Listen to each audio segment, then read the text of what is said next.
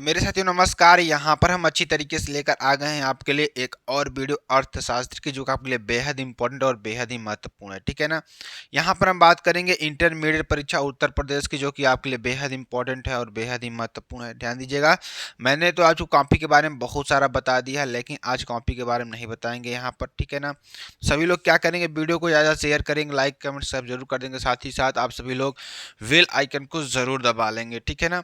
यहाँ पर हम बात करने वाले हैं, जैसा कि आप लोगों ने बहुत ज़्यादा कमेंट किया सर आप अर्थशास्त्र का भी बताइए, तो यहाँ पर मैं अर्थशास्त्र का मॉडल पेपर लेकर आया हूँ, जो कि आपके लिए वेरी वेरी मोस्ट इंपॉर्टेंट है। ठीक है ना। चलिए ध्यान दीजिएगा आप लोग। सेट नंबर 3 की बात करेंगे और 2022 का आपका ये मॉडल पेपर है। ठीक है ना। और इसमें पहले बहुविकल्पी प्रश्नों को पढ़ते हैं, ताकि आपको अच्छी तरीके से हम बता दें। ठीक है ना। चलिए आगे आपको बताते हैं। चलिए पहले बहुविकल्पी प्रश्नों को पढ़ लेते हैं। ध्यान दीजिएगा, निम्नलिखित प्रश्नों के केवल सही उत्तर अपनी उत्तर पुस्तिका में आपको लिखना है। सही उत्तर आपको लिखना है। ठीक है ना। तो निम्नलिखित में से किसका व्यष्टि अर्थशास्त्र के अंतर्गत अध्ययन किया जाता है? तो किसका, ध्यान दीजिएगा, किस व्यष्टि का यानी किसका व्यष्टि का अर्थशास्त्र के अंतर्गत अध्ययन किया जाता है? ध्यान दीजिएगा, कपड़ा उद्योग का, बेरोजगारी का, प्राथमिक क्षेत्र, क्या इनमें से सभी? तो आंसर क्या हो जाएगा मेरे प्यारे साथी? आंसर इसका क्या हो जाएगा?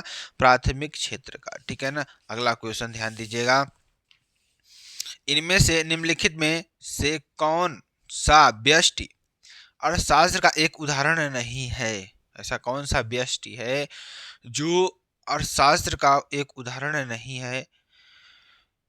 एक व्यक्ति की बचत, क्या, ध्यान दीजिएगा, एक व्यक्ति की बचत, एक गृहस्थ का उपयोग, या एक फर्म का कीमत, या अर्थव्यवस्था में समग्र मांग? तो आंसर क्या हो जाएगा? अर्थव्यवस्था में समग्र मांग। ठीक है ना।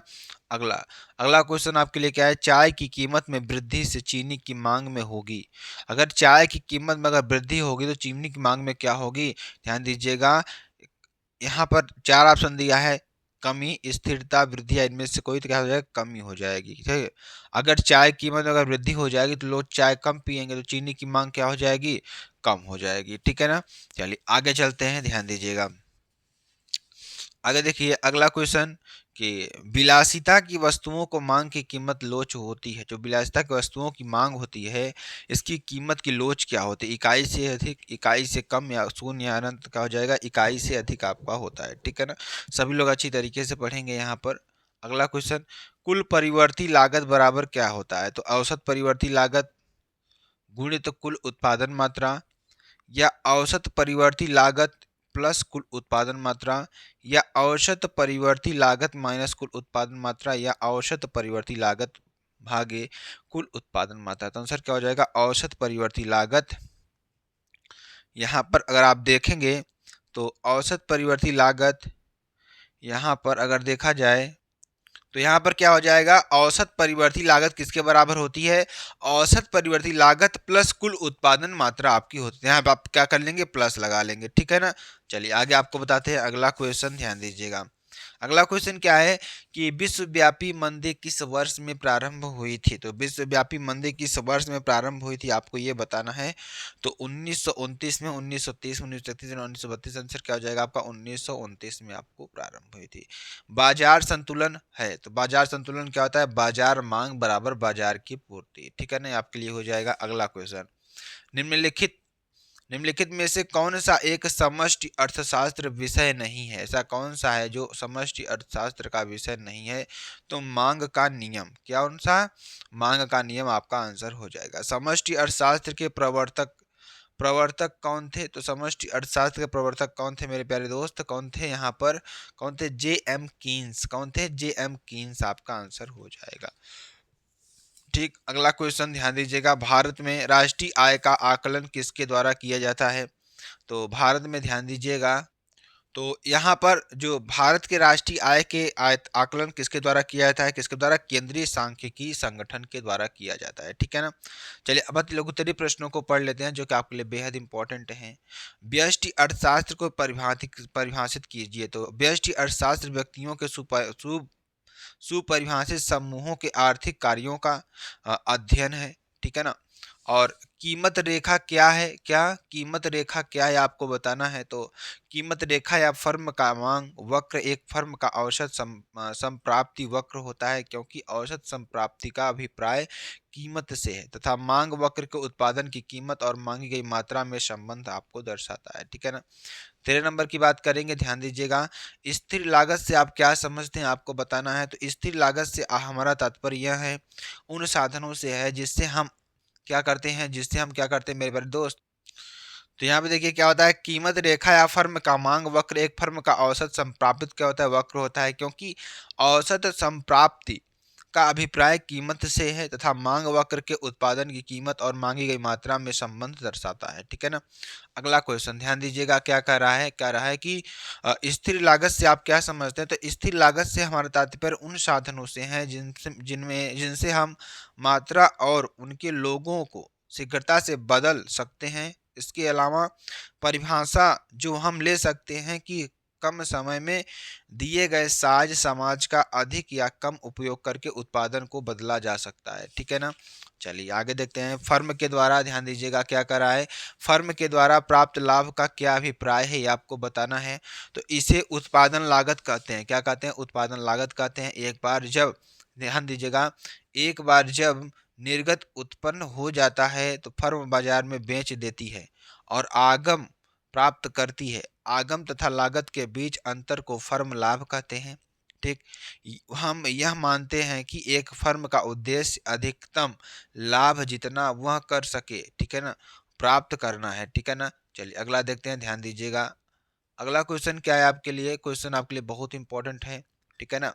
क्या क्वेश्चन है, क्वेश्चन आपके लिए है कि समष्टि आर्थिक अध्ययन के दो उदाहरण आपको देना है। किसके, समष्टि आर्थिक अध्ययन के दो उदाहरण आपको देना है। तो ध्यान दीजिएगा, समष्टि आर्थिक अध्ययन के दो उदाहरण आपके निम्नलिखित हैं। कौन कौन से हैं, भारत में बेरोजगारी का अध्ययन, ठीक, या भारत में कीमत व्यवहार का अध्ययन। ठीक है ना, ये आपके लिए हो जाएगा।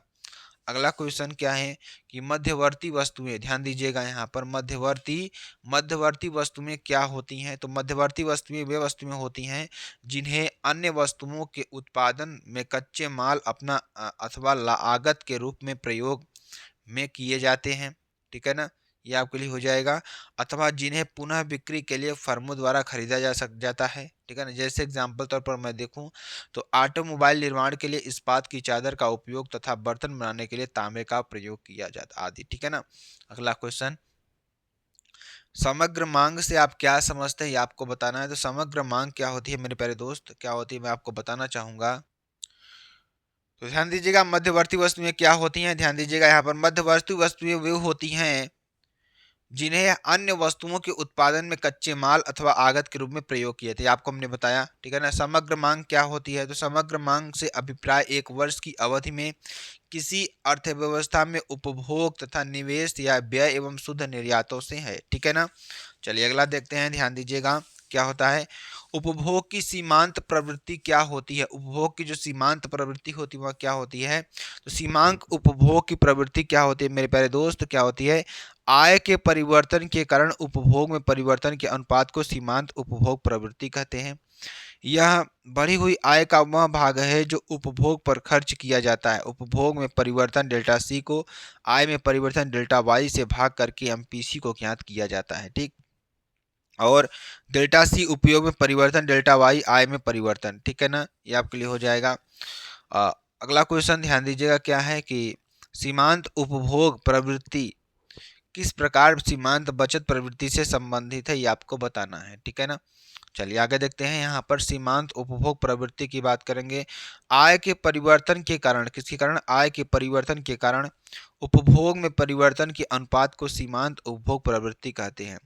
यह बढ़ी हुई आय का वह भाग है जो उपभोग पर खर्च किया जाता है। उपभोग में परिवर्तन डेल्टा सी को आय में परिवर्तन डेल्टा वाई से भाग करके एमपीसी को ज्ञात किया जाता है। अर्थात एमपीसी बराबर क्या हो जाएगा। तो यहाँ देखिए सीमांत उपभोग प्रवृत्ति क्या होती है, आय के परिवर्तन के कारण उपभोग में परिवर्तन के अनुपात को सीमांत उपभोग प्रवृत्ति कहते हैं। यह बढ़ी हुई आय का वह भाग है जो उपभोग पर खर्च किया जाता है, और उपभोग में परिवर्तन डेल्टा सी को आय में परिवर्तन डेल्टा वाई के मांग को एमपीसी में ज्ञात किया जाता है। ठीक है ना। तो एमपीसी बराबर क्या हो जाएगा, delta C upon delta Y. Delta C क्या, उपभोग का परिवर्तन, डेल्टा वाई आय में परिवर्तन। ठीक है ना। चलिए अगला क्वेश्चन, उपभोग सीमांत उपभोग प्रवृत्ति के मान निम्नवत है, कौन कौन से, ध्यान दीजिएगा। आय में वृद्धि होने पर उपभोक्ता उपभोग में बिल्कुल भी वृद्धि नहीं करेगा, अर्थात एमपीसी बराबर 0 आपका हो जाएगा। ठीक। और ध्यान दीजिएगा, आय में वृद्धि होने पर, आय में क्या होने पर, आय में वृद्धि होने पर आय में होने वाली सारी वृद्धि को उपभोग पर खर्च कर देगा, अर्थात एमपीसी बराबर क्या हो जाएगा, 1 हो जाएगा। ठीक। चलिए आगे देखते हैं। आय में वृद्धि होने पर आय में परिवर्तन के एक भाग से उपभोग में परिवर्तन करेगा, अर्थात एमपीसी इज लेस देन 0 या एमपीसी इज ग्रेटर देन 1 आपका हो जाएगा। ठीक है ना। अगला, सीमांत बचत पद्धति यानी एमपीएस, यानी आय में परिवर्तन कारण बचत में परिवर्तन के अनुपात को सीमांत बचत प्रवृत्ति यानी एमपीएस कहते हैं।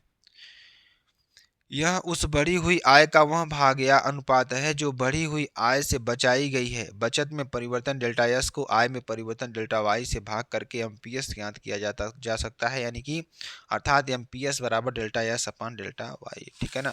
तो ध्यान दीजिएगा, डेल्टा एस क्या है, डेल्टा एस आपके लिए है बचत में परिवर्तन, और डेल्टा वाई क्या है, आय में परिवर्तन। ठीक है ना। सीमांत उपभोग प्रवृत्ति और सीमांत बचत प्रवृत्ति का योग 1 इकाई के बराबर होता है। इस प्रकार सीमांत उपभोग प्रवृत्ति प्लस सीमांत बचत प्रवृत्ति बराबर 1, अर्थात एमपीसी प्लस एमपीएस बराबर 1। ऐसा इसलिए होता है क्योंकि delta C upon delta Y plus delta S upon delta Y बराबर delta Y upon delta Y बराबर 1 आप। ठीक है। चलिए अगला देखेंगे। पूर्ण प्रतियोगिता में सीमांत कीमत निर्धारण का संक्षिप्त व्याख्या आपको करनी है। तो पूर्ण प्रतियोगिता की स्थिति में फर्म की अपनी कोई कीमत नीति नहीं होती है, वह केवल उत्पादन का समायोजन करने वाली होती है, अतः पूर्ण प्रतियोगिता की दशा में फर्म कीमत ग्रहण करने वाली होती है। ठीक है ना।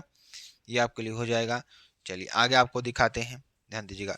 ये आप कर लीजिएगा पूरा। ठीक है ना। इसको भी आप पूरा स्क्रीनशॉट अच्छी तरीके से, क्योंकि लंबा क्वेश्चन है, आप इतना ही कर लेंगे तो बहुत है आपके लिए। ठीक है ना। आगे भी कर सकते हैं, कोई दिक्कत वाली बात नहीं है। ठीक है ना।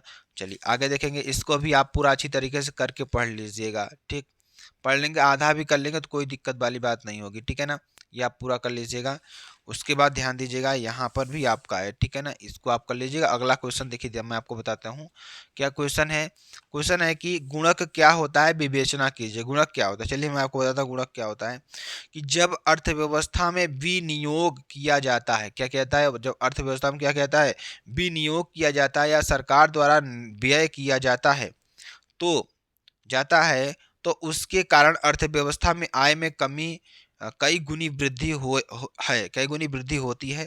विनियोग एवं विनियोग के कारण आय में होने वाले वृद्धि के मध्य यह अनुपात आय में वृद्धि प्लस विनियोग में वृद्धि ही गुणक है। स्पष्ट, यदि हम विनियोग में गुणक से गुणा कर दे तो हमें आय में वाली होने वाली वृद्धि ज्ञात हो जाएगी। गुणक का मूल्य जितना ही ऊंचा होगा विनियोग के कारण, किसके कारण, विनियोग के कारण आय में उतनी ही अधिक वृद्धि होगी। यह गुणक का मूल्य इस बात पर निर्भर करता है कि जिसको आय प्राप्त हो रही है वह उस आय का कितना भाग उपभोग पर व्यय करता है, जिसे हम क्या करते हैं, उपभोग की सीमांत प्रवृत्ति कहते हैं। ठीक है ना। गुणक की धारणा के प्रतिपादन का श्रेय केंट बिक्सेल को है, लेकिन गुणक की धारणा को प्रायः किन्स के साथ जोड़ा जाता है। किन्स का गुणक विनियोग गुणक है, परंतु किन्स यह मानते हैं कि उनका गुणक काहन के रोजगार गुणक पर आधारित है। ठीक। जो रोजगार की वृद्धि के फलस्वरूप आय में होने वाली वृद्धि के बीच संबंध स्थापित करता है। ठीक है ना। अगला देखिए, ध्यान दीजिएगा। क्या है कि राजस्व व्यय और पूंजीगत व्यय में आपको भेद बताना है। तो राजस्व व्यय क्या होता है, राजस्व व्यय केंद्र सरकार का भौतिक या वित्तीय परिसंपत्तियों के सृजन के अतिरिक्त अन्य विविध सेवाओं उद्देश्यों के लिए किया जाता है। ठीक है ना। ये आपके लिए हो जाएगा। ये आपको पूरा कर लेना है। ठीक है ना। इसको भी आपको पूरा स्क्रीनशॉट कर लेना है अच्छी तरीके से, इसको आप याद कर लीजिएगा। ठीक है ना। इसको भी आपको पूरा कर लेना है। क्वेश्चन देखिए क्या है, मांग की कीमत लोच क्या होती है, बहुत बार क्वेश्चन मैंने करवाया हुआ है, तो क्या होती है ये आपको पूरा कर लेना है। ठीक। ये भी आपको पूरा कर लेना है। ठीक है ना। अगला क्वेश्चन, भारतीय रिजर्व बैंक पर संक्षिप्त टिप्पणी आपको लिखना है, ये आप कर लीजिएगा। उसके बाद यहाँ पर आपको पूरा ये स्क्रीनशॉट कर लेना है। ठीक है ना। अगला क्वेश्चन ध्यान दीजिएगा। अगला क्वेश्चन क्या है, तटस्थता, क्या तटस्थता वक्र की सहायता से उपभोक्ता संतुलन की व्याख्या कीजिए। तो आप ये कर लीजिएगा, ध्यान दीजिएगा मेरे प्यारे दोस्त, इसको कर लीजिएगा और यहाँ पर भी आपको ये पूरा स्क्रीनशॉट कर लेना है, ठीक है ना। और देखिए विस्तृत तरी प्रश्न है, तो यहाँ पर भी आपको यहाँ प्रश्न मिलेगा, इसको भी आप पूरा कर लीजिएगा और यहाँ पर भी आपको पूरा क्या करना है, स्क्रीनशॉट कर लेना है, ठीक है। लास्ट टाइम है आपके लिए, पढ़कर जाइएगा ज़रूर ज़रूर, ठीक है ना। और इसको भी आप पूरा कर लीजिएगा, ठीक है ना, इसको भी आप पूरा कर लीजिएगा, ठीक। और यहाँ पर भी आपको पूरा इसको सॉल्व कर लेना है, ठीक है ना। चलिए आगे चलते हैं। आगे का क्वेश्चन देखिए आपके लिए क्या है, क्वेश्चन क्या, राष्ट्रीय आय के आकलन की विधि यानी व्यय विधि समझाना है आपको, तो ये आपको पूरा कर लेना है स्क्रीनशॉट, ठीक। और इसको भी आपको पूरा कर लेना है, ठीक है ना। चलिए आगे चलते हैं। क्वेश्चन देखिए इसमें दे रखा है, भुगतान संतुलन से क्या अभिप्राय है। भुगतान संतुलन के घरेलू चालू खाते और पूंजी खाते के विषय में आपको समझाना है, तो ये आपको कर लेना है, ठीक है ना। और यहाँ पर भी आपको पूरा ये सॉल्व कर लेना है, ठीक है। चलिए आगे चलते हैं, इसको भी आपको पूरा ये कर लेना है, ठीक। चलिए ये इतना आप लिख लेंगे इसमें। तो मेरे प्यारे दोस्त, अगर आपको वीडियो पसंद आती है, आप चैनल को लाइक शेयर कमेंट सब जरूर कर सकते हैं। फिर मिलते हैं नेक्स्ट वीडियो में नए टॉपिक के साथ, तब तक के लिए मेरे प्यारे दोस्त, जय हिंद जय भारत।